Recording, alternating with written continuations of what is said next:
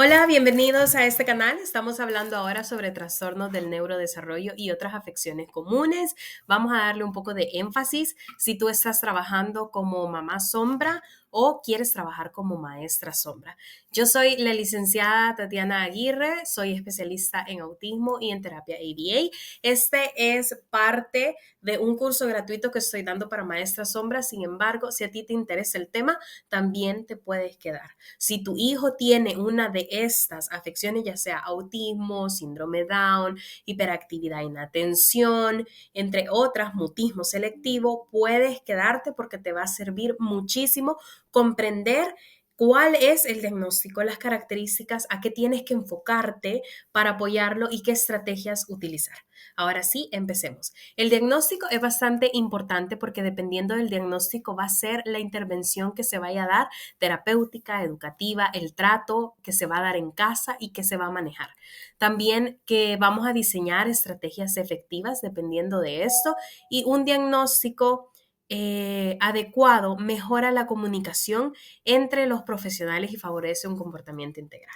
Es, eh, es importante en realidad que conozcamos sobre esto. Entonces, trastorno del espectro autista o TEA en realidad tiene causas muy variadas e indefinidas. No hay una causa real que se sepa hasta ahorita y única. Se cree que es un conjunto de causas ya sea fisiológicas, biológicas y de causas ambientales. De repente teníamos ahí un presidente que dijo que era por Tylenol. No hay en realidad algo que lo confirme. Hasta ahorita no sabemos cuál es la causa.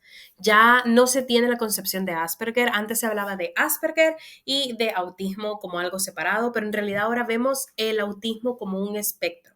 Y dentro de ese espectro, yo les decía antes, es como en realidad tener una paleta de grises. Tenemos aquí el negro y de repente empieza un gris oscuro, menos oscuro, menos oscuro, menos oscuro, gris claro, hasta llegar a un blanco. Pero todo en esto son grises, así sea uno más oscuro, uno más claro, sigue siendo gris, ¿no? Entonces, de la misma forma, tiene autismo, así necesite más ayuda o menos ayuda. Entonces, ya no hablamos de Asperger, sino autismo nivel 1.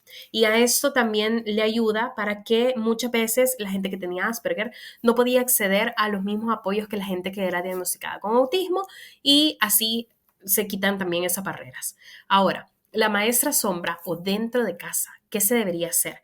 Cuando un niño tiene autismo, en realidad el diagnóstico constituye dos grandes pilares, entre ellos que haya un comportamiento repetitivo y un déficit de comunicación.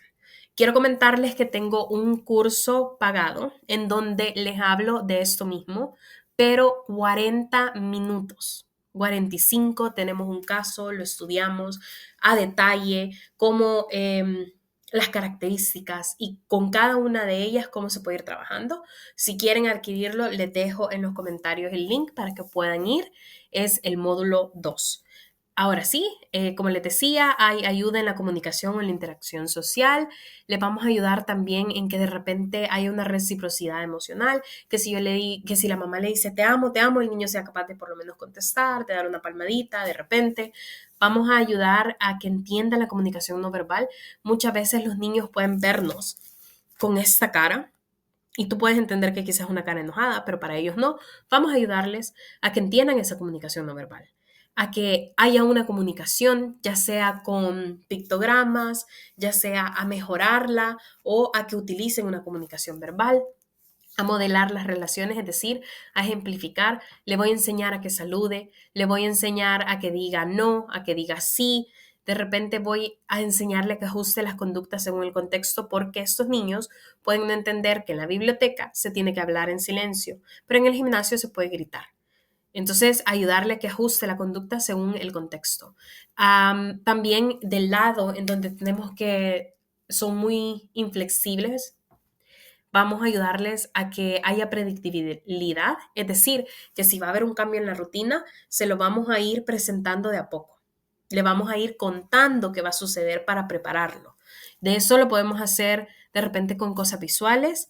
Vamos a ocupar las hiperfijaciones, que es también parte del diagnóstico del cual les hablo en mi curso especializado.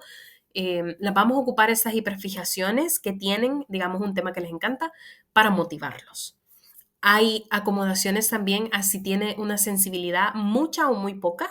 Por ejemplo, le molestan los ruidos, podemos conseguir audífonos para que cancelen el sonido. Ahora, el trastorno de déficit de atención y hiperactividad, las siglas están mal, es en realidad TDAH. Este tiene ciertas generalidades, se caracteriza porque es inatento, impulsivo e hiperactivo, según el DSM. Y puede ser mayormente inatento, mayormente hiperactivo, ¿no? Puede haber una variación ahí. Afecta al desempeño académico porque, claro, no presta atención o porque de repente está muy activo y necesita hacer algo y no está de nuevo en la clase, ¿no? El diagnóstico temprano va a ayudar a que mejore la concentración y a regular la conducta. Las causas se sabe, aquí sí, a diferencia del autismo, que son varias: alteraciones cerebrales, un nacimiento prematuro, genética, estilo de crianza, toxinas, calidad del sueño. El tratamiento es muy importante que sepamos que para eso hay medicamentos, para el autismo también, pero para el TDAH en realidad sí es muy, digámoslo así, intenso, muy marcado. El medicamento es más de carácter obligatorio. Entonces es importante que consultemos a profesionales que sepan y que puedan ayudarnos con la medicina. Tenemos también importante el entrenamiento para padres. Si el niño es demasiado impulsivo, demasiado eléctrico, a lo mejor los papás ya para la edad en la que se diagnostica normalmente es cuando entran al colegio, o sea, ya pasaron 4 años, no hayan que hacer con los niños. Entonces o los dejan hacer todos o son súper, súper estrictos. Entonces es importante eso. De ahí hablamos que la maestra sombra o en general cómo se pueden ayudar a estos niños. Vamos a ayudarles a gestionar el tiempo porque viven en la luna, porque de repente están pensando en 3000 cosas, entonces le ayudo a gestionar el tiempo. Yo les menciono estrategias muy específicas para eso en mi curso especializado. Entre ellas les puedo mencionar hacer de repente poner el timer o el temporizador, tener 5 minutos para estar sentado. Solo va a ser 5 minutos el suplicio de que estés aquí sentado y tengas que prestar atención, por ejemplo. Vamos a ayudarles a que regulen la atención.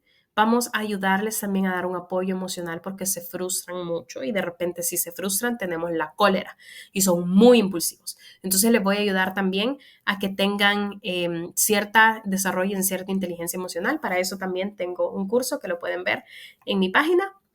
De ahí hablamos del trastorno del desarrollo intelectual o la discapacidad intelectual. Esta en realidad se caracteriza por déficit en funcionamiento intelectual y adaptativo, en dominios ya sea conceptuales, sociales y prácticos. Entonces tenemos que las funciones intelectuales son afectadas, digamos, hay una dificultad en el razonamiento, la resolución de problemas, la planificación, el aprendizaje en sí mismo. Y hay un comportamiento adaptativo que puede incapacitar para cumplir con los estándares del desarrollo necesarios para que ellos sean dependientes, o sea que van a depender de ayuda. Esto también depende de la severidad y puede ser leve, moderada, severa o profunda. ¿Qué vamos a trabajar con estos niños? Ya sea en el aula o en casa. Vamos a dar instrucciones paso a paso. No me vayan a dar instrucciones de ponete el suéter y salí al patio porque son instrucciones de 2 pasos. Vamos a dar una instrucción, ponete el suéter, esperamos, salí al patio. Apoyos visuales son muy importantes porque estos niños además yo les comento en mi curso especializado que es una de las fortalezas que tienen. Entre otras características que yo les digo que tienen el síndrome Down, porque en mi curso especializado, como les digo, hablamos 40 minutos de esto. Entonces ahí les menciono que es una de las fortalezas que suelen tener y que por eso el apoyo de visuales es muy importante para poder comunicar. ¿Cómo? Se los cuento también en este curso. El modelado de indicaciones, es decir, de repente la maestra dice colorear y el niño no entiende, yo o puedo ocupar un visual para que coloree o puedo colorear y enseñarle colorear, no su tarea, obviamente, pero un papel en donde yo pueda explicarlo. Vamos a tener también un ajuste del material de clase en vivo. Por ejemplo, si una lectura es muy larga, le voy a ayudar a encontrar el punto medio, resaltando, diciendo lo que solo lea este texto, explicándola, etc. Uso de manipulativos, en vez de contar 2 puntos en papel, que puede ser algo muy abstracto, vamos a contar 2 objetos, 1, 2, que lo pueda manipular. Por ejemplo, vamos a tener también habilidades de autocuidado, porque muchas veces se llega a dar que hay una necesidad en esto, ¿no? Ahora hablamos también de la gestión de la frustración, porque muchas veces van a querer hacer algo y no lo van a lograr. Depende mucho de cada niño. Cada intervención es muy, muy, muy especializada.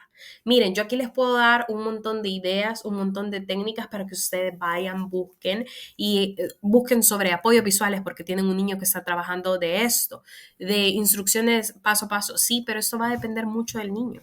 Por eso se necesita estudiar y yo les decía, una persona que está siendo de verdad maestra sombra tiene que en realidad conocer, además de pedagogía, de psicología, el diagnóstico, porque depende del diagnóstico y la importancia del diagnóstico es que tiene ciertas características en donde hay déficit y vamos a poder nosotros al final venir a apoyar dependiendo de esto. Entonces es muy importante que conozcan, no, ok, todas las técnicas son buenas, pero no todas las técnicas son buenas para el niño con el que estás trabajando.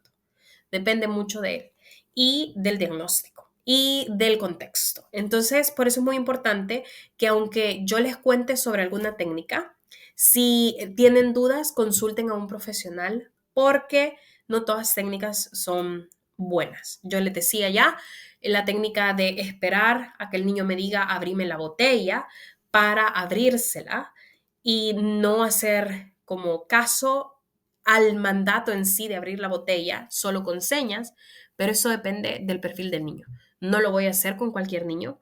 La exigencia va a ser diferente, las ayudas van a ser diferentes y para eso también les ofrezco una asesoría para padres personalizada, donde vemos tu caso en particular y te ayudo a aplicar estas técnicas en generales que estamos conociendo aquí de forma individualizada, que sea específico para tu caso, ¿sí?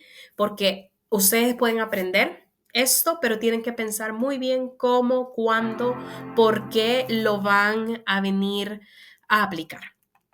Tenemos el trastorno de la comunicación, que en realidad estos pueden ser varios, pueden afectar el intercambio de información y se puede manifestar tanto en el habla, en el lenguaje, en la comunicación. Estas son muy diferentes. La comunicación puede ser no verbal. Si yo en realidad les hago esto, estoy comunicando algo, que estoy enojada, pero es una comunicación no verbal. El lenguaje en realidad puede ser la gramática, el decir yo quererte. Eso está mal dicho gramaticalmente, eso es parte del lenguaje. Y el habla es la articulación, que de repente no se pronuncie bien, no se pueda decir.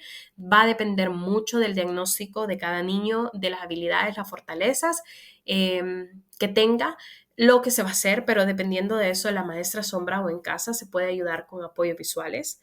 De repente, si el niño no entiende muy bien el lenguaje hablado, puede ser las indicaciones en visuales, ocupando mucho gesto para reforzar el lenguaje hablado. Sí, no, y darle como énfasis a esto. Verificar la comprensión. ¿Entendiste lo que la maestra dijo? ¿Me entendiste lo que dije? ¿Me lo puedes repetir? Simplificar indicaciones, ya se los decía antes, hacerlo paso a paso, expandir el lenguaje. Vamos a ir, aquí yo les decía en mi curso personalizado, hay que hacer una cadena comunicativa. No se le va a exigir mucho, vamos a empezar de lo menor a lo mayor, ¿no? Entonces, mucho cuidado, las palabras por favor y gracias. Yo sé que están acostumbrados a son las palabras mágicas y etcétera, sí, pero en estos casos no nos interesa, al menos no al inicio. Entonces hay que tener mucho cuidado. Podemos ocupar uso de sistemas aumentativos y alternativos de comunicación, como el intercambio por imágenes, de guiones sociales, explicarles o cuentos, por ejemplo, nombrar emociones. Esto lo vemos más a profundidad en mi curso.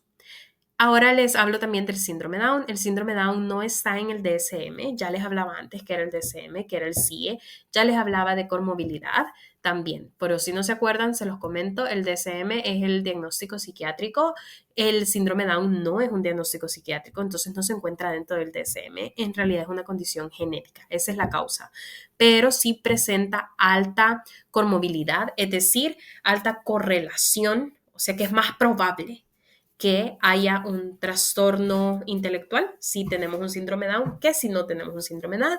Ese se encuentra en el CIE, que es el Manual de Enfermedades de la OMS, y en realidad yo les decía, es una condición genética porque se presenta un tercer cromosoma en el par 21.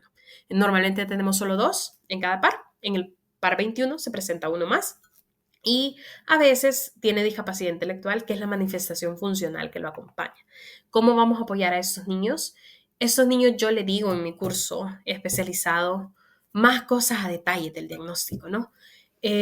Parte de eso es, les sirve mucho lo visual, son muy sociales también. Entonces, en base a eso nos vamos a ir el niño, porque ya le dije, cada cosa es bien personalizada, vamos a ir adaptando, pero ¿qué puede servir en general? Lo auditivo lo pasamos a algo visual, apoyo de la memoria, yo les hablo en mi curso, hay una memoria que ellos tienen mejor que otra y hay que ir dando un refuerzo más a esa memoria. Damos un tiempo de respuesta. A lo mejor a veces estamos esperando que nos diga ya en el mismo segundo. Esperemos, no pasa nada. Si no nos responde, pues ya ayudamos. Modelamos el lenguaje. En vez de decir yo patio, yo quiero ir al patio. A veces estos niños presentan terquedad, entre comillas. Yo les explico en mi curso especializado que no es así, pero es así como se ve al final. Y cuando se presente esto, lo que tenemos que hacer es reducir la exigencia en ese momento. Si yo le estoy pidiendo que me haga 5 páginas y el niño se frustró y se pone terco, entre comillas, entonces le voy a decir, ok, solo vas a hacer una y luego salimos a receso, porque esa es la motivación. Vamos a tener estructuras y rutinas, vamos a anticiparlas, organizarlas y de repente podemos apoyarnos de algún niño. Ahora, el mutismo selectivo tampoco es parte de los trastornos del neurodesarrollo, pero sí son una de las afecciones comunes. ¿Por qué no es dentro del neurodesarrollo? No afecta a todo este desarrollo y no entra dentro de lo que ya hablábamos en el módulo anterior para ser del neurodesarrollo. Sin embargo, muchas veces dentro de las clases, de las aulas, nos damos cuenta que se puede presentar esto. Es en realidad un trastorno de ansiedad. Aquí el niño es capaz de hacerlo perfectamente, no hay nada que lo impide, pero al final está muy ansioso, tiene un miedo muy excesivo que al final lo frena, ¿no? Es como es demasiado, no lo puedo hacer, entonces al final lo que decide mi cuerpo es que no hable. En este caso no vamos a exigir, vamos a establecer lo que les decía, una escalera de comunicación. Vamos a ir desde lo no verbal hasta que de repente hable con voz baja. Eso se lo explico a más detalle en mi curso personalizado. No vamos a dar preguntas abiertas, sino opciones claras. ¿Qué quieres hacer después? No. Le voy a preguntar, ¿querés ir al patio o querés colorear después? Dar más tiempo de espera, de repente puede que les esté tomando valor, entonces voy a esperar para que yo tenga una respuesta. De repente asignar compañeros seguros, depende mucho del niño. Eliminar refuerzos negativos, o sea que si dan atención cuando él habla, a lo mejor ya no quiero volver a hablar. Igual se los explico más en mi curso especializado. Y apoyos visuales para la comunicación. Pido una disculpa por la escritura, pero muchos me estaban pidiendo este curso, entonces decidí sacarlo lo más antes posible. Ahora, la maestra sombra o lo que no debería de hacerse cuando tenemos este caso es sobornar. Si hablas te voy a dar un chocolate. ¿Cómo? ¿Por qué? ¿Qué le estoy enseñando ahí? No. O sea, va a hablar porque es algo funcional, porque lo necesita, no porque quiera un chocolate. Mostrar decepción, ay, fulanito, qué barbaridad que no puedes hablar. No, eso tampoco lo vamos a hacer. Y si no hay necesidad de hablar, no lo vamos a obligar. Ahora veamos un caso. En realidad tenemos aquí, por ejemplo, después de esta mini clase deberían ser capaces de decir cuál es el diagnóstico, ¿no? Valeria tiene 5 años, comprende órdenes simples, pero su lenguaje no se entiende, es poco claro. Omite varios sonidos al hablar y le cuesta formar oraciones completas. Se frustra cuando no las entiende y a veces prefiere señalar en lugar de hablar. ¿Cuál sería el diagnóstico? Estamos hablando de un trastorno del lenguaje, ¿no? De la comunicación, del habla. Cualquiera de esos que hayan dicho está perfecto. No es mutismo selectivo. ¿Por qué? Porque sí está hablando, pero omite algunos sonidos. No es socialización porque en realidad el problema no es, no es autismo porque en realidad el problema no es socialización. Es que le cuesta pronunciar algunos sonidos, ¿no? Se frustra, sí, eso puede llegar a ser de síndrome Down, pero en realidad no presenta la genética, no nos los menciona aquí, por ejemplo. Entonces, ¿cuáles van a ser 3 apoyos que ustedes pueden implementar como maestra sombra en este caso? Quiero saber, déjenmelo saber en comentarios. Muchas gracias y saben que pueden seguirme en mis redes sociales. Soy en TikTok y en Instagram también se lo voy a dejar en la descripción de este video.